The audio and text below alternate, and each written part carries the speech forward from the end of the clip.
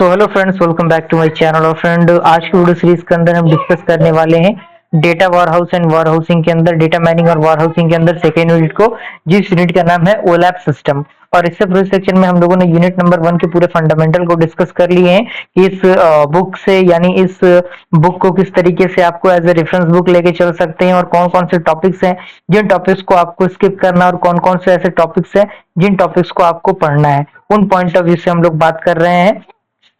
तो सारी चीजों को आप लोग एक्सेस करते चलिए, लिखते चलिए, नोट्स को बनाते रहिए। और साथ ही साथ अगर आपको नोट्स वगैरह एक्सेस करना है हमारे चैनल के माध्यम से, तो टेलीग्राम ग्रुप का लिंक आपको मिल जाएगा नीचे। आप वहां से टेलीग्राम ग्रुप में डायरेक्टली जुड़ के डायरेक्टली मुझसे कांटेक्ट करके नोट्स को एक्सेस कर सकते हैं। आइए स्टार्ट करते हैं सिस्टम के इस सेकेंड यूनिट को।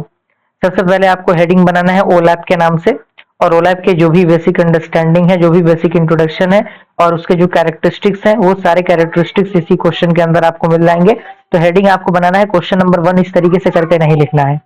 तो हेडिंग आपको बनाना है, और पूरा प्रोसीजर आपके पैराग्राफ के अंदर दिया गया है। आप इन सारे पैराग्राफ को, जो फुल स्टॉप दिया गया वहां से ब्रेक करके एक एक पॉइंट यानी एरो दे देके आप एक एक पॉइंट लिख लीजिएगा, ताकि वो बेसिक अंडरस्टैंडिंग क्लियर रहेगा, तो आपके लिए फायदेमंद रहेगा।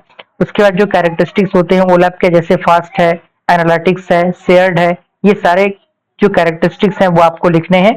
और इसके अंदर मल्टी डायमेंशनल है, इंफॉर्मेशन है, सारी चीजें यहाँ पे दी गई हैं, उसको आपको लिखना है। अब ओलैप सिस्टम के अंदर ही आपको इसका एक कह सकते हैं कि यूजर्स भी, आपको यूजर्स के नाम से एक छोटा सा हेडिंग आपको बना लेना है कि आखिर क्यों उसका बेसिकली यूज होता है आखिर। तो इसमें सबसे पहला आपका है understanding and improving sales and understanding and reducing cost of doing business. In point of view के लिए इसका यूज किया जाता है। ओके, और यहाँ पे एक ओलैप सिस्टम का एक सिस्टमेटिक डायग्राम दिया गया है, जैसा कि आप यहाँ पे देख सकते हैं। इस डायग्राम के पूरे प्रोसीजर यहाँ पे दिए गए हैं। डायग्राम को सबसे पहले आपको बनाना है, क्योंकि मैं हर एक पॉइंट ऑफ व्यू, हर एक वीडियो के अंदर मैं कहता हूँ कि कोई छूटे ना छूटे, उससे फर्क नहीं पड़ता। अगर डायग्राम छूटेगा तो बहुत ज्यादा दिक्कत होगी।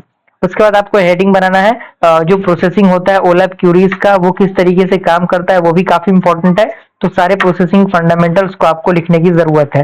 और इनको यहाँ पे जो पैराग्राफ इतना लंबा चौड़ा आपको दिख रहा है, इन पैराग्राफ को छोटा सा करके आप लोग लिखने की कोशिश कीजिएगा, क्योंकि इस बुक में चीजें इतने ज्यादा है कि अगर आप देखेंगे तो काफी कंफ्यूजन आपके अंदर क्रिएट होगा।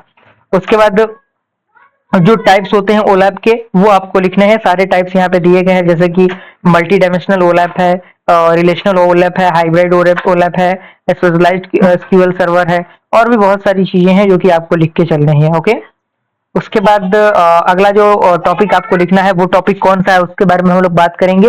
वो टॉपिक कौन है उसके बारे में हम लोग बात कर लेते हैं। जैसे कि आपका एच जो आपका है, यानी एच आपका किसके लिए यूज हो रहा है, एच आपका हाइब्रिड के लिए यूज हो रहा है। एच आपका किसके लिए यूज हो रहा है, हाइब्रिड के लिए यूज हो रहा है। तो आप वहां से उसको देख के अच्छी तरीके से हाइब्रिड को भी समझ सकते हैं। यहाँ पे उसका डायग्राम दिया गया है, क्योंकि मैं हर एक वीडियो के अंदर कहता हूँ कि जो भी टॉपिक है, जिस टॉपिक के अंदर कुछ डायग्राम वगैरह है, तो सबसे पहला प्रायोरिटी आपका होना चाहिए कि वो डायग्राम आपका बनना बेहद जरूरी है। ओके, उस पॉइंट ऑफ व्यू से आपको अच्छी तरीके से उन चीजों को लिखने की जरूरत है। उसके बाद यहाँ पे उसके एडवांटेज डिसएडवांटेज भी दिए गए हैं, जो भी आपके सामने यहाँ पे दिख रहा है। जैसे एच ओलैप जो है, उसका जो एडवांटेज है, डिसएडवांटेज यहाँ पे दिया गया है।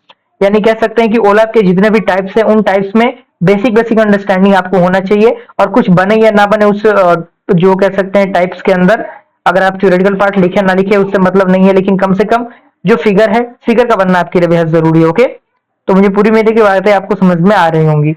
और कुछ डिफरेंस बिटवीन वाले भी क्वेश्चंस हैं, जैसे कि आप यहाँ पे देख सकते हैं, जो OLTP है और OLAP है, इनके बीच का आपको डिफरेंस देख लेना है, क्योंकि बहुत बार एग्जामिनेशन में पूछा गया क्वेश्चन है, डायरेक्टली पूछा जाता है, तो इसको आपको मिस नहीं करना है। उसके बाद हम लोग आगे चलेंगे, आगे हम टॉपिक के देखेंगे कौन से टॉपिक जरूरी है।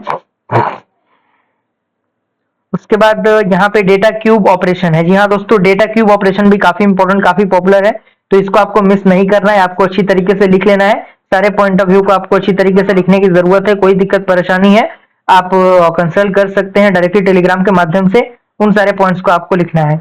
उसके बाद अगला हेडिंग यहाँ से शुरू हो जाता है इसी यूनिट का, जो आपका है डेटा वार हाउस हार्डवेयर। यानी जो टर्म हार्डवेयर है, वो किस तरीके से डेटा वार हाउस के अंदर यूज होता है, कितने प्रकार के होते हैं, जैसे सर्वर हार्डवेयर, आपका नेटवर्क हार्डवेयर, क्लाइंट हार्डवेयर, इसमें आपके डिफरेंट टाइप ऑफ हार्डवेयर हैं।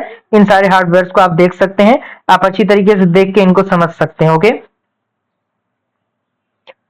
उसके बाद यूजर एक्सेस से आप क्या समझते हैं, यूजर एक्सेस भी आपको लिख लेना है, बेसिक अंडरस्टैंडिंग उसका ले लेना है।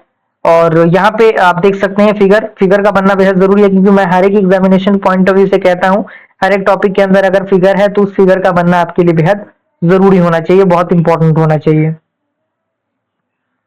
उसके बाद जो आपको अगला टॉपिक लिखना है वो टॉपिक क्या है मैं उसके बारे में भी बता दूंगा आपको।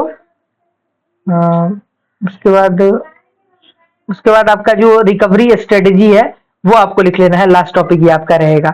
इसी के साथ आपका यूनिट नंबर सेकंड कंप्लीट होता है। तो यूनिट नंबर सेकंड तक के पूरे फंडामेंट को हमने डिस्कस कर लिया है, और मुझे पूरी उम्मीद है कि सारी चीजें आपको समझ में आ गई होंगी। एक आध बार वीडियो देखेंगे तो सारी चीजें कवर अप हो जाएंगी।